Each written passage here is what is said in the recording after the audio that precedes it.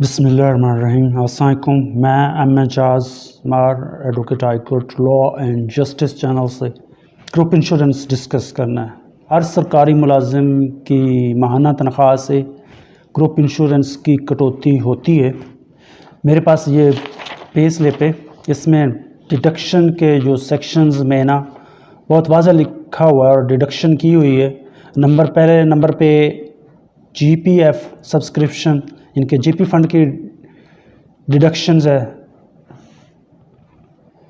ये 4270। इसके बाद ग्रुप इंश्योरेंस पंजाब 215 रुपये, और फिर डेवलपमेंट फ़ंड है, इनकम टैक्स, इस तरह डिडक्शंस होती है, लेकिन इसकी पेमेंट नहीं हो रही। और सूबा पंजाब और फेडरल वालों को ये इसकी रीइंबर्समेंट नहीं हो रही। अगर डिडक्शन हो रही है, जीपी फंड की डिडक्शन होती है, तो उसकी पेमेंट हर एम्प्लॉय लेता है। रिटायरमेंट से पहले भी लेता है अगर ज़रूरत हो तो, अगर रिटायरमेंट हो जाए तो उसके बाद यकमुश्त भी लेता है। तो फिर अगर दूसरे डिडक्शंस की पेमेंट हो रही है, गवर्नमेंट दे रही है सरकारी एम्प्लॉयज़ को, तो ग्रुप इंश्योरेंस की जो डिडक्शंस है वो क्यों नहीं मिल रही? मिलनी चाहिए, राइट है एक एम्प्लॉय का। उसने 35-40 साल उस गवर्नमेंट डिपार्टमेंट में सर्विस दी और उसकी डिडक्शन होती रही और उसको मिलनी चाहिए, लेकिन नहीं मिल रही। ये पंजाब सूबा पंजाब और फेडरल में नहीं मिल रही, लेकिन दीगर सूबों में मिल रही है। दीगर सूबों में बलूचिस्तान हो गया, खैबर पख्तूनख्वा हो गया, और सिंध में भी ये जनाब ऑनरेबल हाई कोर्ट ने सिंध में भी ऑर्डर कर दिए हैं कि इसकी कानून साजी की जाए और इसमें को कानून के ज़रिए चेंज किया जाए कि उसके जो एम्प्लॉयज़ हैं, गवर्नमेंट एम्प्लॉयज़ हैं, उनको उनकी ज़िंदगी में ग्रुप इंश्योरेंस की रकम मिलनी चाहिए। शुरुआत बलूचिस्तान से हुई कि बलूचिस्तान ने बाकायदा कानून साजी की और उसमें कानून पास किया कि जो एम्प्लॉयज़ हैं, सरकारी मुलाजमीन हैं, उनको उनकी ज़िंदगी में ग्रुप इंश्योरेंस की रकम मिलनी चाहिए। तो उसके बाद खैबर पख्तूनख्वा जो वाले एम्प्लॉयज़ हैं, उन्होंने हाई कोर्ट में रिट के पेशावर हाई कोर्ट में रिट पटिशन फाइल की और उन्होंने भी राइट क्लेम किया कि हमें भी मिलनी चाहिए, हमारा राइट है, हमारी डिडक्शन होती रही है लेकिन हमें मिल नहीं रही। क्यों नहीं मिल रही? मिलनी चाहिए, हमारा राइट है। तो उन्होंने रिट पटिशन दायर की पेशावर हाई कोर्ट में। पेशावर हाई कोर्ट में उनकी रिट पटिशन एक्सेप्ट होगी तो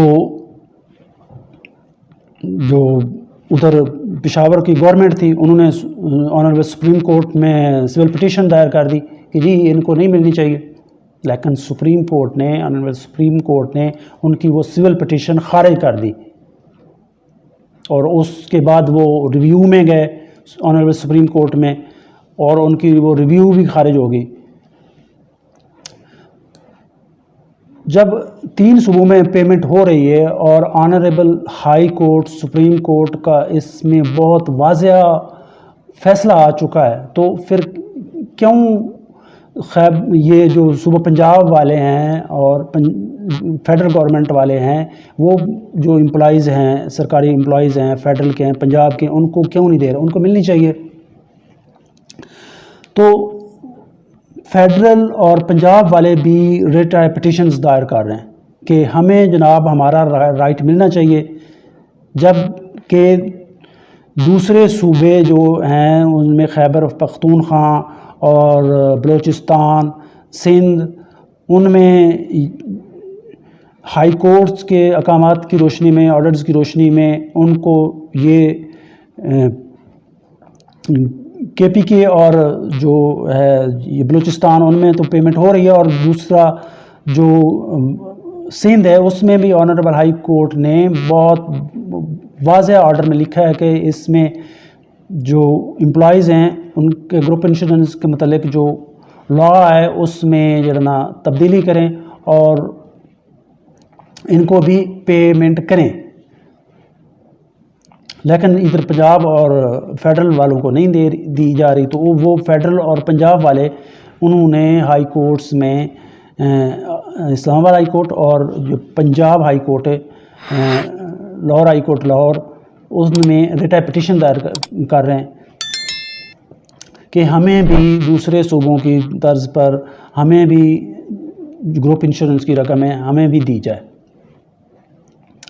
तो इसमें कोई शक शुबे वाली बात ही नहीं है कि कुछ इसको जो व्यूअर्स हैं मनफी मानों में लेते हैं कि जी बस वीडियो बन रही है चल रही है, इसमें कोई हकीकत नहीं। इसमें बिल्कुल हकीकत है। डिडक्शन होती है और जो डिडक्शन होती है गवर्नमेंट एम्प्लॉय की माहाना सैलरी से, वो उनको मिलनी भी चाहिए और दूसरे सूबों में मिल रही है और पंजाब में और फेडरल वालों को भी मिलनी चाहिए, तो उनका राइट है। और दूसरा ये कि कुछ तो एम्प्लॉयज़ हैं जो रिटायर्ड हो गए हैं, वो समझते हैं कि शायद कोई बस ना ऐसे ही ना सिस्टम ये चला रहे हैं, कोई इसमें हकीकत नहीं है। इसमें कोई शक शुबे वाली बात नहीं है। अगर कोई एम्प्लॉय कांटेक्ट करता है और वो रिट के लिए कहता है कि हमारी रिट फाइल की जाए, हमारा भी राइट जो क्लेम कर रहे हैं क्लेमेंट्स की फ़हरिस्त में हमारा भी नाम शामिल किया जाए, तो वो एक प्रोसेस हैगा। बाकायदा रिट पिटीशन ड्राफ्ट होती है, ठीक है जी, और उसको कंपाइल किया जाता है, तरतीब व तकमील की जाती है और उसके बाद हाई कोर्ट में उसका डायरी नंबर लगता है। डायरी नंबर के बाद वो उसकी रिट पिटीशन नंबर नेक्स्ट उसको अलाट होता है, उसका रिट पिटीशन नंबर लगता है और उसके बाद वो प्रिलिमिनरी हीयरिंग के लिए जज साहब के पास जाती है मुतलका, और उसके बाद प्रिलिमिनरी हीयरिंग के बाद वो जज साहब एडमिट करते हैं, तो फिर वो मेन पिटीशन जो ऑलरेडी फाइल हो चुकी है उसके साथ मिल जाती है। और जब उसका फैसला होगा तो जब उसका मेन का फैसला होगा तो जो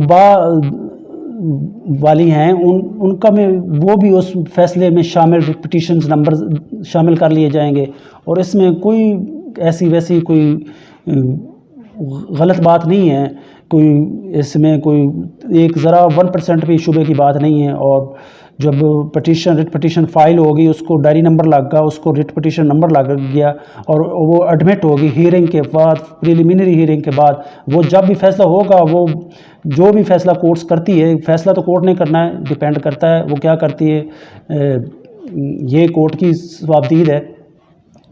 लेकिन जब फैसला हो गया, जब रिट पिटीशन दायर होगी तो और एडमिट होगी तो वो दूसरी मेन पिटीशन के साथ शामिल होगी। और इसमें अब कोई शक नहीं है कि कोई रिट पिटीशन कोई ऐसे कोई खू खाते में जाती है, नहीं, वो फाइल होती है, वो उसको डायरी नंबर लगता है, उसको रिट पिटीशन नंबर लगता है और वो प्रिलिमिनरी हीयरिंग के बाद वो एडमिट होकर मेन के साथ मिल जाती है।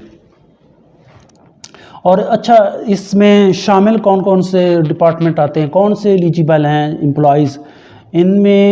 इसमें तमाम जो एम्प्लॉइज़ हैं गवर्नमेंट के वो इसमें शामिल हैं। वो चाहे किसी कॉरपोरेशन में काम कर रहे हों या किसी बैंक में सरकारी में काम कर रहे हों या किसी दीगर किसी डिपार्टमेंट जो सरकारी है उसमें काम कर रहे हों, वो तमाम अहल हैं और वो रिट पिटीशन फाइल कर सकते हैं।